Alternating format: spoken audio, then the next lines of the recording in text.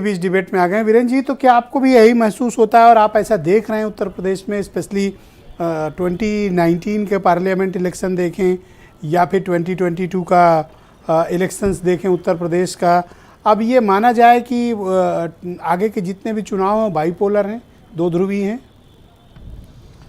बिल्कुल। उत्तर प्रदेश में अगर लोकसभा के दृष्टिकोण से आप देखें तो जितना ये रामचरितमानस से लेके और अखंड रामायण के पाठ की चीज़ें हो रही हैं और मानस का विरोध, ये सब कहीं ना कहीं सपा और भाजपा के बीच ये लड़ाई को लेकर जाता है।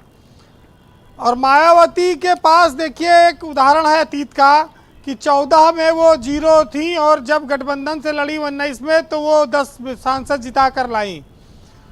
उनके वोट को अभी कुछ दिन पहले अखिलेश यादव ने बयान दिया कि बसपा का जो टिकट है वो भाजपा कार्यालय से तय होता है। तो ये एक मैसेज था मुसलमानों के लिए कि बसपा की ओर ना देखना, नहीं तो भाजपा में जाके मिल जाएंगी। और उधर जो उनका अपना वोट है बसपा का, वहाँ बीजेपी पहले से सेंधमारी करने में लगी है। तो ये विचित्रता आप इस चीज़ को देखिए कि कांग्रेस के पास उत्तर प्रदेश में वोट नाम की कोई चीज़ बची नहीं है, तो कैसे यहाँ काम चलेगा। कांग्रेस के पास तो अब की बार रायबरेली में भी लड़ाने के लिए और अमेठी में 2 नाम भी ढूंढना मुश्किल हो जाएगा। तो वोट नहीं है, अब पार्टी में नेता नहीं है, प्रचार करने वाले लोग पूरे देश में नहीं हैं, तो कहाँ से लड़ेंगे। बीजेपी के टक्कर में अखिलेश हैं, धर्मेंद्र हैं, डिम्पल हैं, शिवपाल हैं, राम गोपाल हैं। एक ये कुनबा है जो उत्तर प्रदेश में थोड़ा लड़ सकता है, बाकी तो आपको उम्मीद ये नहीं करनी चाहिए। देखिए मायावती जाती हैं ज़िले में, एक बार रैली करती हैं और महंगाई, बेरोजगारी, छूटा जानवर, इस पर क्या चुनाव होगा।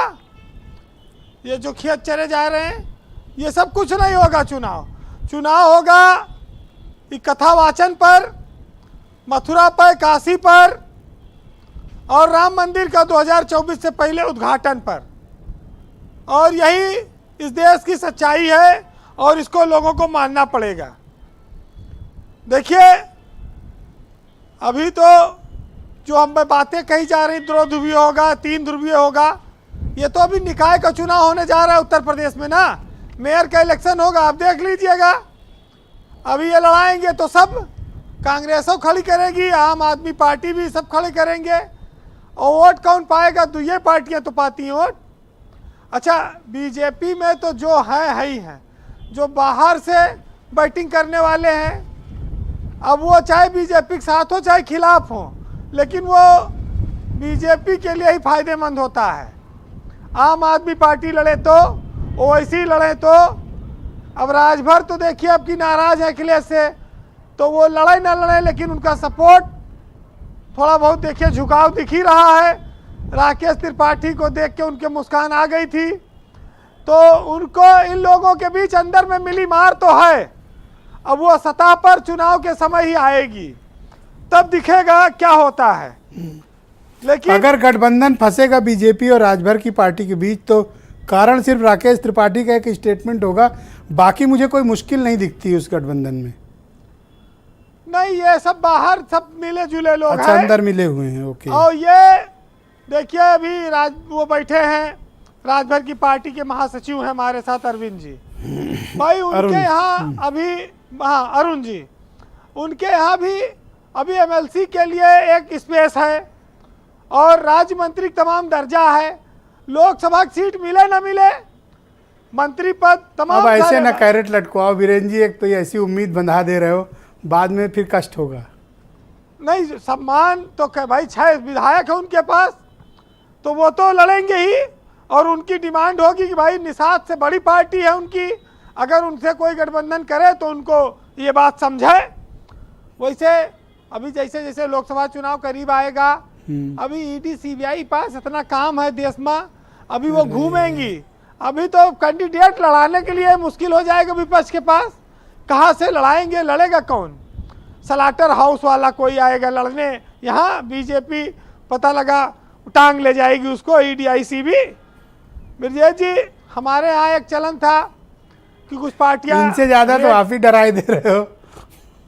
कुछ पार्टियां हमारे यहाँ कुछ अपना चंदा चुटकी कर लेती थी, कुछ रेट कुछ लोगों के खुल जाते थे।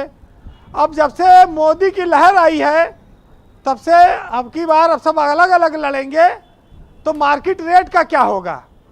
एक तो वैसे कुछ नहीं आ रहा है, सीट वीट आएगी अगर, और कोई टिकट का भी अगर लोग नहीं आए तो समर्थन देना मुश्किल हो जाएगा। हालात बड़े कठिन हो जा रहे पार्टी चलाने के लिए। तो ये उत्तर प्रदेश की तो बड़ी पहचान रही है। जी देखिए ये चुनाव का जो सेमीफाइनल होगा वो आपका मेयर का चुनाव होगा, और वो बताएगा कि ये कहाँ जा रही चुनाव। वैसे विपक्ष में टांग खिंचौल बहुत है, और ये एक दूसरे के लिए चाहे सीबीआई की डर की वजह से कर रहे हैं, चाहे अपनी महत्वाकांक्षा की वजह से कर रहे हैं, ये आपस में लड़ रहे हैं, और इसका फायदा बीजेपी को होगा। जितना वोट बटेगा उतना बीजेपी जीतेगी। जी। और मोदी योगी के नाम पर उत्तर प्रदेश में और देश में अभी भी लोग वोट दे ही रहे हैं। जी आशा नहीं है। जी कंक्लूड तो ब्रजेश जी, हमारे यहाँ हम कौनों खेल में आगे ना हो, लेकिन कबड्डी में खेलने में हम लोग बहुत मेडल लाते हैं। कबड्डी में भारत बहुत आगे है। वो कारण वही है ना कि कबड्डी में टांग पकड़ के खींची जाती है, वैसे राजनीति है, जान लीजिए। बहरहाल इस समाज में किसी न किसी को लड़ते रहना होगा।